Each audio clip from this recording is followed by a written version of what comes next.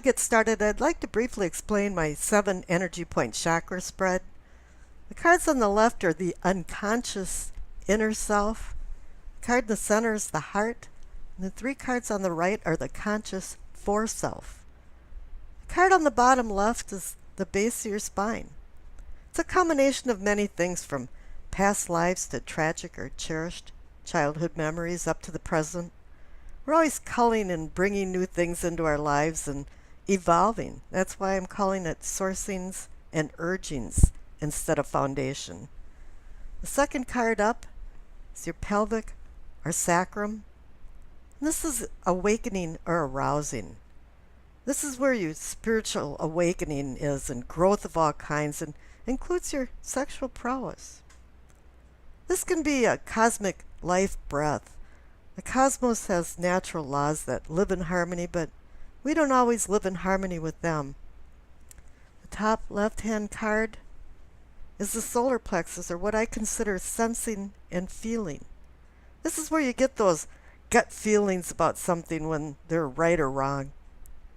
This is also a universal life force, contrary to a cosmic life breath. This is where chaos ensues in our lives. The center card is the heart of the matter, or the situation. We're always asking questions. Why did this happen, and what's going to happen next? The heart of the matter must connect with the unconscious and the conscious, so we can leave our shadow self in the dust. Another Jungian reality here. And maybe have more of an understanding of what's happening in our lives. The card on the bottom right is the throat, or what I consider communicating and teachings. It has to do with how we accept the rules of society and how we live our life. Are you living a conservative, orthodox life, or more of a new wave, do what you want kind of life? The second card up is the third eye, or seeing or envisioning. It's more of bringing things from a linear to a 3-dimensional perspective. The third eye is our pineal gland in the center of our brain that's activated by light. So this can also be considered enlightenment. The card on the top right is the crown, our knowing and understanding. You can have a lot of knowledge, but if you cannot apply this knowledge wisely, it's not wisdom. In the past, I used to pull a hidden Rider-Waite card as I was doing the readings, but for logistic reasons, I'm going to be pulling all of the cards at once, and then putting these clarification cards alongside each of the main cards as I'm telling the story of the reading. The subtitles will direct you through this so you don't lose track of what's going on and where I'm at and what card I'm reading. And then on the left, I'll be putting a past card, and on the right, I'll be putting a future card. And then underneath, there'll be a Doreen Virtue Messages of the Angels card. And on with the readings. Hi there, Cancer. All I gotta say is, wow, you have a really interesting and intense reading. If you noticed in my introduction that 5 planets at some point in April are retrograde, and this is wreaking havoc with all the signs. It's causing dissension, arguments, and with Mercury going retrograde too, it's causing misunderstandings. So really don't feel alone. But in your reading, there is a light in the tunnel, and everything will turn out well. Let's get into the reading. On the bottom left at the base of your spine for sourcing and urgings, you receive the Ace of Swords. This is a fickle kind of energy. It can cut and undercut, or it can heal and rebuild. But this Ace of Swords here is also saying that it was a rough road to get to this new beginning. And the clarification card, the 9 of Wands, is reinforcing that. You've been in a battle and you're all beat up, you're all wrecked, and you're at a timeout. This is your respite. Although you realize the battles aren't over and you have to go back in.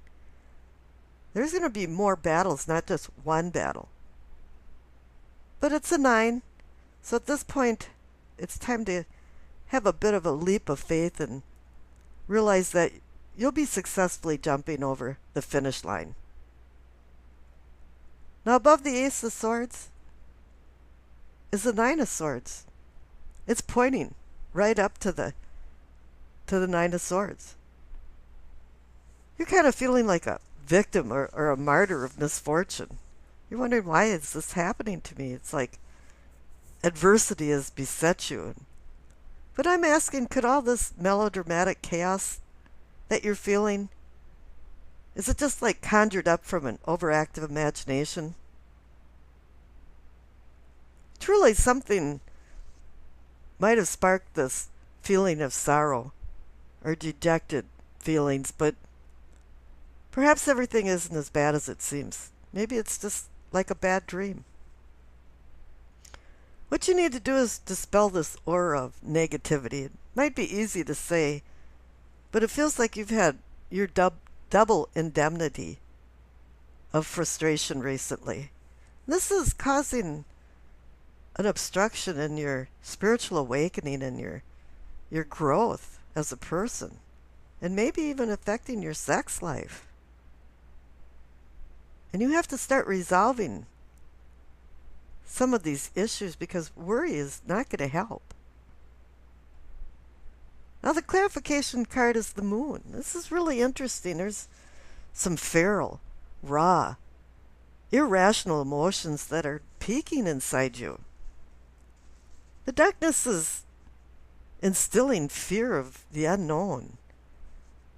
There's something that you don't know about that's connected to the 9 of Swords. It's an internal struggle also, as causing all of this personal conflict. It's like there's an illusion going on. The Moon always brings illusions. Illusions are perceptions, or can I say deceptive appearances, or false ideas, or beliefs. You know, I really hate to pop your preconceived bubble, but maybe you haven't known some truths, or you haven't faced up to some truths. And you've put yourself into some kind of self-imposed martyrship. Now up in the solar plexus, for your sensing and feeling, once again you've got a heavy card. This one's about carrying a heavy load. The 10 of Wands. And you feel like, why me? Why am I having to do all of this work in my life and I'm not feeling like anything's being resolved? I'm not feeling comfortable. But the clarification card is the 10 of Pentacles. In reality, you actually do have comfort in your life, stability, family, friends. Let's do a little summary of this unconscious side. You have the Ace of Swords and the 9 of Wands, and you have the 9 of Swords. You have the 10 of Wands and the 10 of Pentacles.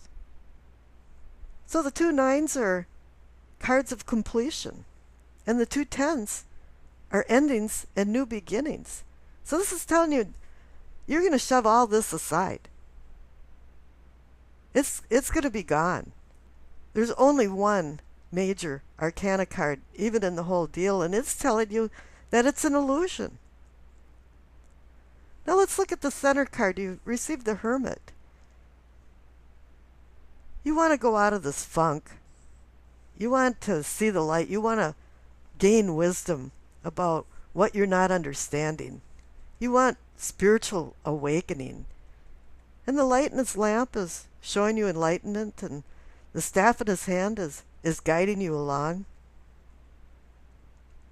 And the clarification card is the 4 of Swords. Both cards, the Hermit and the 4 of Swords, want you to contemplate and think about what you're doing. But let's look at it again. The Hermit is a 9. You're at a completion point again. And there's something really interesting about the swords that's going on all of this. Now look at the Nine of Swords on the left. The swords are pointing towards the Hermit and the Four Swords. Now there's three swords pointing down to the man on the tomb. And under the man on the tomb is a sword pointing directly to the Ace of Swords. Tarot cards are so incredibly amazing. They give you messages in all different ways. And this is some message for you that you have to get out of this loop of the swords. The swords are our teacher. They're harsh teachers. And it's telling you, yeah, I'm giving you a new sword reality. I'm giving you a new beginning with the Ace of Swords. Now down on the bottom right, you see the Five of Cups. You want to revert back to, oh no, the glass is half empty. I'm not gonna. But you don't want to do that. Let's now take a real good look at the conscious side. You have the Five of Cups, the Eight of Cups, and the Ace of Cups is the clarification card. All of a sudden, we're back into Cancer land. Cups, emotions, love. You really ignored the Ten of Pentacles on the left side because Cancer is the sign of a comfortable home. This is what you covet. And this is what you can have because this is in your feelings and sensing. You know it's there. You just have to let it surface. So let's go back down to the Five of Cups and up along it. You've got two King cards posturing beside these two Cup cards. I'm not going to get into the meaning of them. I mean, you know, the King of Wands can be fire in Aries, Leo, Sagittarius. Maybe somebody comes into your life to help straighten out some things. And then again, the Pentacle King can represent somebody from an earth sign, and the Virgo, Capricorn, Taurus. But it's just saying that these kings are here to help you along. It's bringing spirit, strength, determination from the King of Wands. And it's bringing wealth and health from the King of Pentacles. Now you're back into this, the cup is half empty. But if you go up above that to the third eye, and you're seeing and envisioning, you have the Eight of Cups. You're walking away. You've had enough. And really, it is time for you to take a handle and use the control and responsible feelings that the kings have. And here up at the crown for knowing and understanding, you got the Six of Wands. You're the victor. You overcame all of these adversities, whether illusions are real, and probably a little bit of both. And the clarification card is the Ace of Cups. You're at the apex. It's telling you, it's giving you a new beginning, a new lease on love and emotions. And this is where you want to be. This is Cancer. Now here on the left is the past card. You receive the Moon again. It's telling you it was an illusion.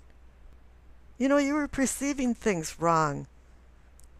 And if not, you were worrying for no reason. Now the future card on the right is the Seven of Pentacles. I call this almost a harvest card. And it's telling you, yeah, if you watch what you're doing very carefully now, you can have abundance.